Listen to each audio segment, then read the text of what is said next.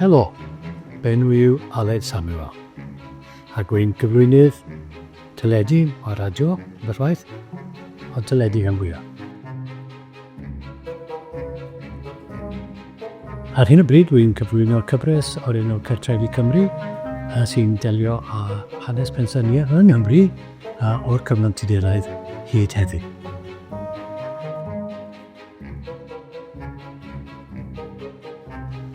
Y bydd gorau am Cartrefi Cymru yw bod ni gan ymweld a Cartrefi rhyfeddol dros y oesoedd drwy hanes gyda phobl sydd yn gwybod rhywbeth am hanes pensaerniaeth Cymru, sef Bethan, a hefyd bod mis ffrindiau wy'n aber ysgrifenyddoedd sydd wedi gweithio fi ar cymaint o gyfresu gwahanol.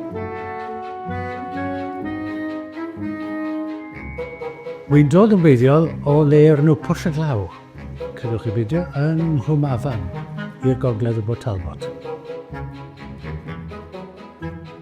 Y diwrnod perffaith i mi bydda llonydd i'w wneud beth bynnag fi am wneud fy hun.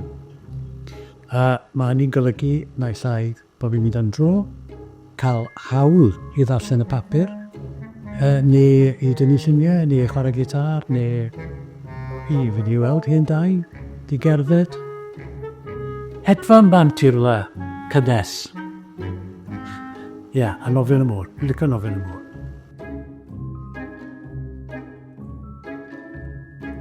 Mae gyda fi yn ei fel anwes, mae gen i gaff diolwg y diawl o'r enw Tegfan. Mae e'n hanner Mae'n cwn a hanner Persian. Mae gen i ddau fath o ffwr a mae angen siafo fo unwaith o dweudyn. Felly ar foment, mae'n edrych fel pipe cleaner.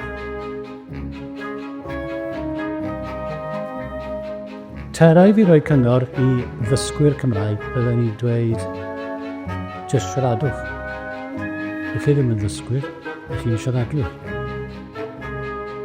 Cofiwch wylio Cartrefi Cymru ar S4C.